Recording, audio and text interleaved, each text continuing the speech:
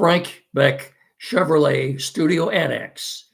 This is Time Out Over Time on the Time Out Over Time YouTube channel.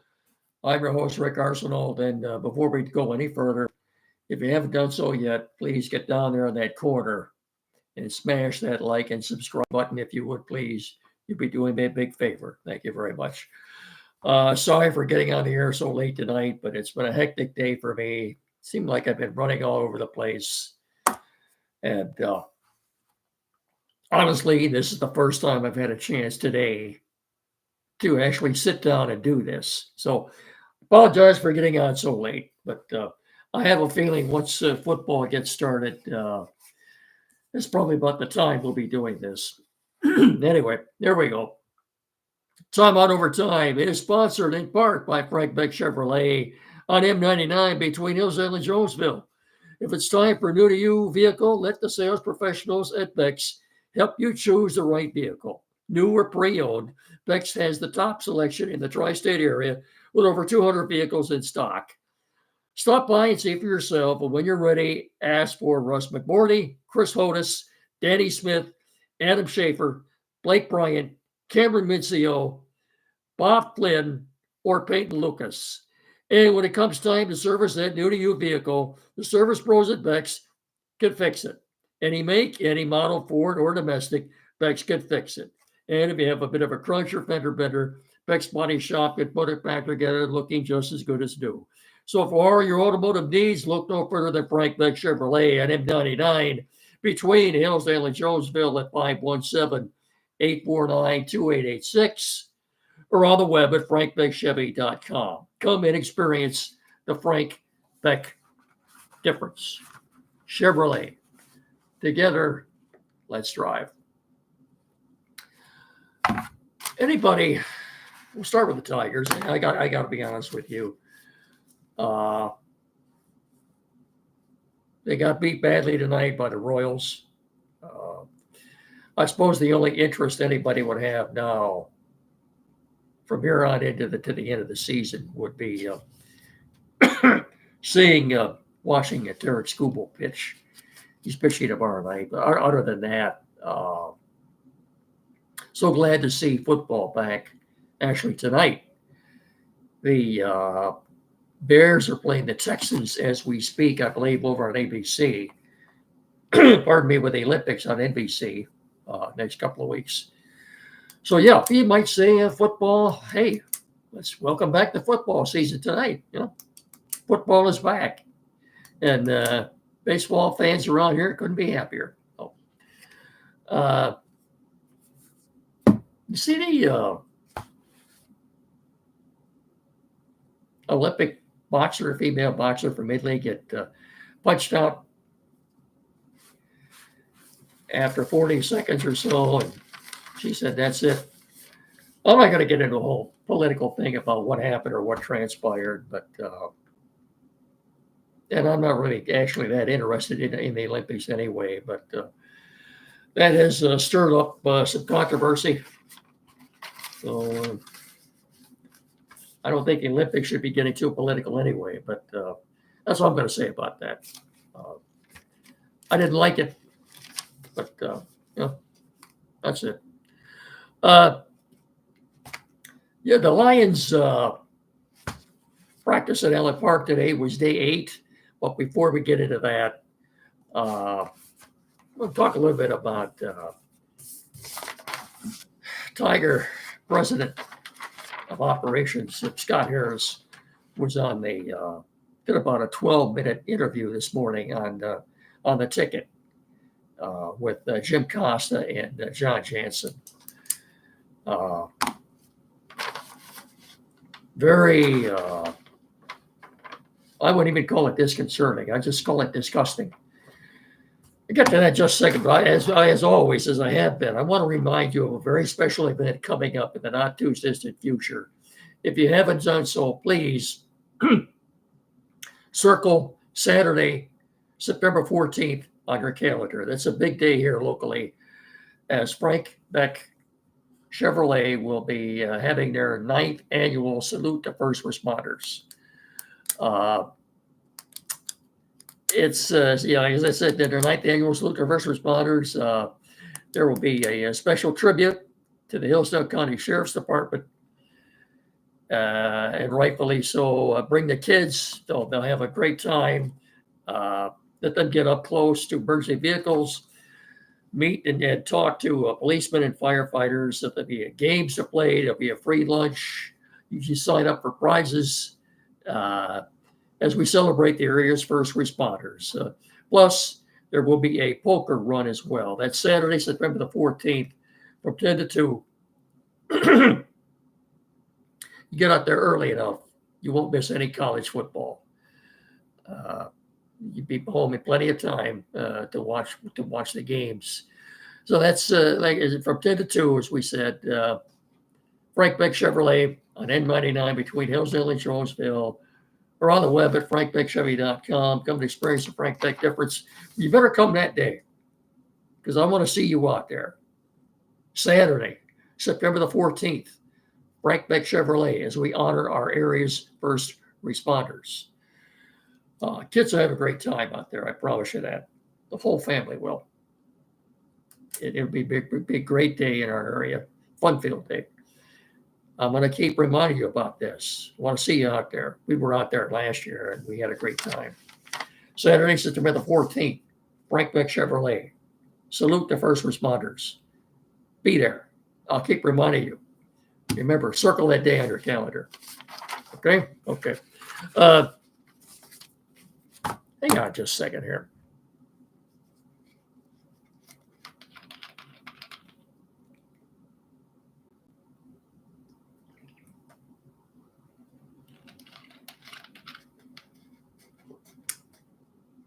As I said, I almost fell over today, or almost fainted, hearing Tiger President of Operations Scott Harris actually do an interview on their flagship station.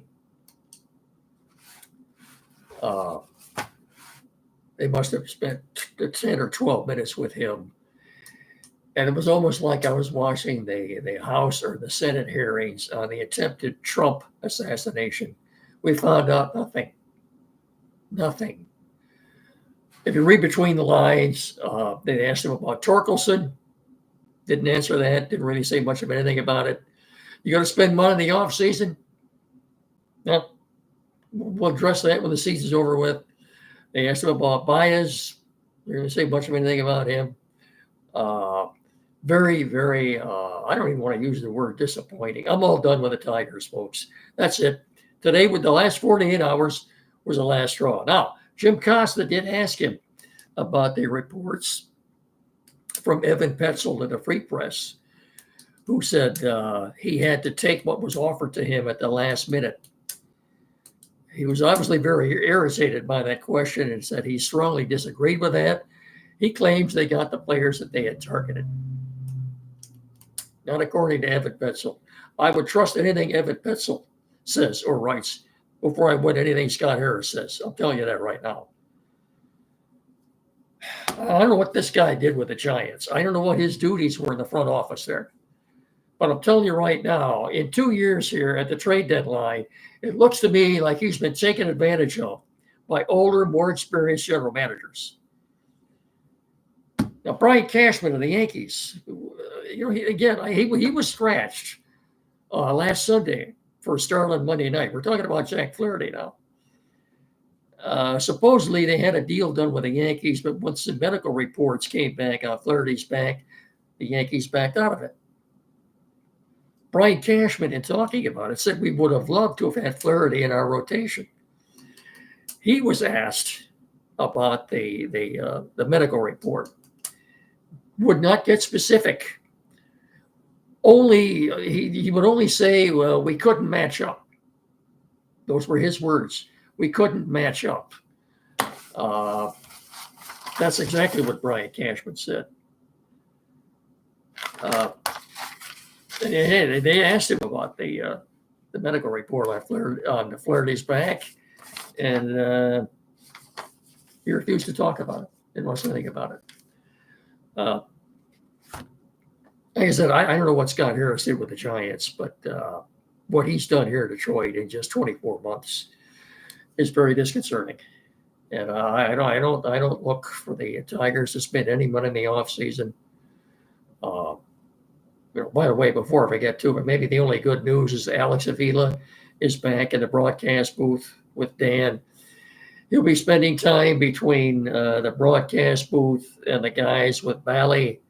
By the way, apparently tonight was the first night in the last 3 months that Bally was back on Comcast. There's also a little confusion there. If you got to have the something called the Ultimate Sports Package with your Comcast uh, subscriber in order to be able to get Bally. I don't think about that. I've had Bally now for 2 years, and I don't miss it. And it just the whole thing is to me is very disheartening, disgusting, disappointing. What other words, adjectives that begin with a D that I can think of about this? But it's the future doesn't look very bright. Now he claims they've got potential stars now, budding stars at every position. He just raves about this catcher they picked up from the Dodgers. After reading what Evan Petzold said about him, I'm not so sure. He's still only in high A yet. The shortstop, Sweeney, I think, is in double A. I don't know how close these guys are to the big leagues, but it just looks to me like for the second year in a row, Scott Harris was bamboozled at the trade deadline. Now that's about it. I'm glad football is starting. Week from tonight, Lions and the Giants from the Meadowlands. First preseason game of the year. Yeah, it's going to be third and fourth stringers, but I don't care. Football is back, and I'm going to enjoy watching it. I couldn't be happier. So, also the TV Lions preseason TV network. It was announced today that Jason Ross will be back for the play-by-play for the preseason 3 preseason games. Fine young man. He was here last year. I thought he did a good job. Danny Rogers, I think we all know who she is. She'll be the sideline reporter for these 3 preseason games. And look who's going to be the color analyst. None other than Golden Tate. Right, Golden Tate is coming back, and he will work these 3 games with Jason Ross and Danny Rogers. They will do these 3 preseason games against the Giants, the Chiefs, and the third game here at Ford Field, I believe, against the Steelers. Well, that's good news. Golden Tate back with the Lions, and I'm sure he'll do a good job. He won't pull any punches, but people, it continues to be a love fest in Allen Park for Golden Tate. Not Golden Tate. I was just talking about him. For Levi Onwuzurike, it continues to be a love fest in Allen Park for him. Kevin Zeitler, the free agent guard that the Lions signed in the offseason from the Ravens, the Pro Bowler. By the way, it's an upgrade. That's not a hit on Jonah Jackson. I just think he's better than Jackson. And by the way, Jonah Jackson, the Rams, now has his arm in a sling. He'll be out about 6 weeks. Has been diagnosed as a bruised scapula. 6 weeks would put him just about ready for the opener at Ford Field on September the 8th against the Lions. And let's hope he is. I'd like to see him back here for that. Be a good homecoming for him. Ennis Rakestraw Jr. has also had a good camp, as well as Levi Onwuzurike. It's not easy to say that. But anyway, Kevin Zeitler, as I was showing you earlier, told the reporter with The Athletic in camp today that he said he's of course he's going. He told Colton Pouncy, the Athletic, who covers the Lions for the Athletic, told him today. Of course, he's been going up against the defense for 8 days now. Told him he says that he thinks the Lions got a couple of $20+ million defensive tackles here. And then he was asked to identify them. He said Lee McNeil and Levi Onwuzurike. I tell you, DJ Raider isn't sure that he's going to be ready to go for the opener. So maybe it'll be Levi and Aleem down there, the two starting tackles. He's had a great camp. Someone else has had a very good camp is Ennis Rakestraw Jr., so much so that they let him practice with the first team today. And he had an interception, his second in the camp. He's been very good. Brian Branch was back practicing today. He was, remember you saw him at the draft with a boot on his foot and riding around on a scooter. He's back practicing. And the word is, of course, last year, his rookie season, he was the nickel back. Good possibility they're going to move him to safety this year. No. And Ben Johnson had a press conference this morning. And, of course, his offense has been going up against the Lion defense for the last 8 days. He thinks the run defense is going to be even better than it was last year. Maybe that's because Onwuzurike been playing and dominating. But so far, the defenses look very good. I don't know if that's bad for the offense or not, but we got to get a little more water here. I'm sorry. Hang on.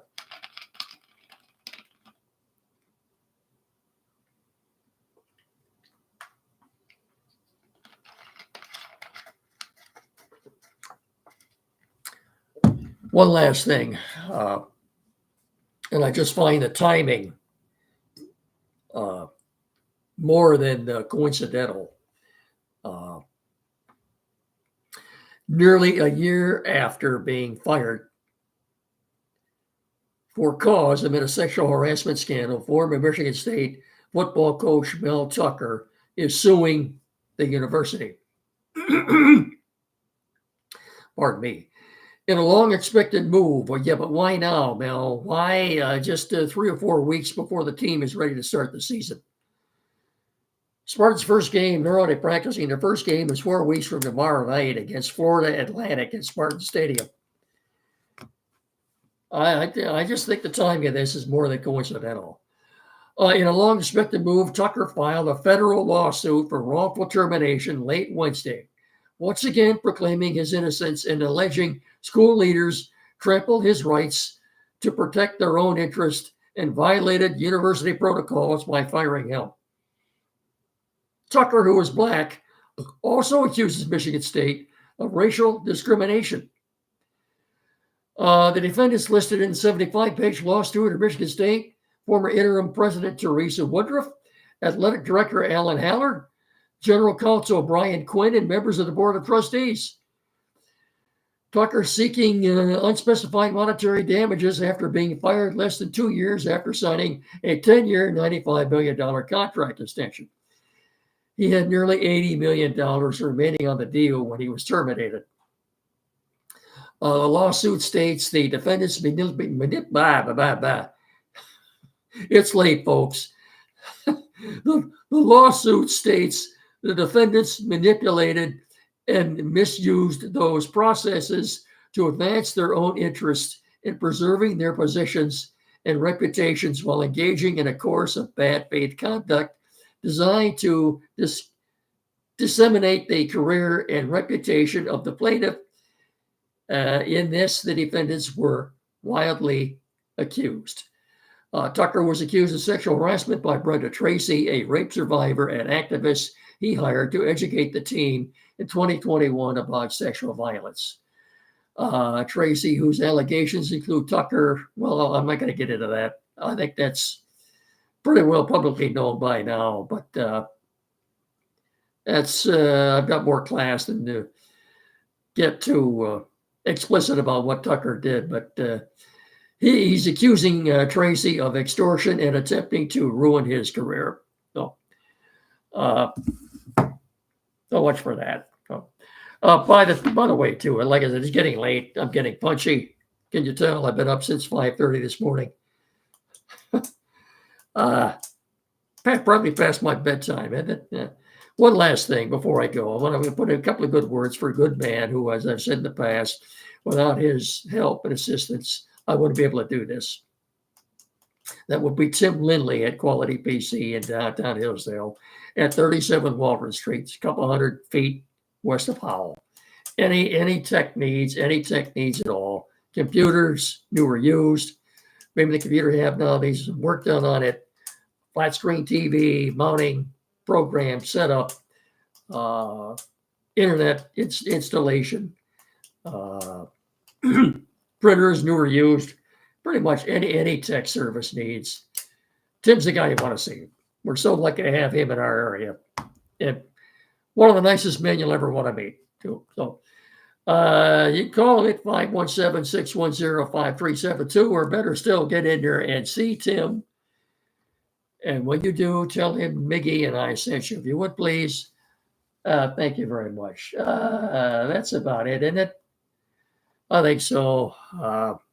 There are a few things I didn't get a chance to get to, but we'll cover that hopefully on Saturday.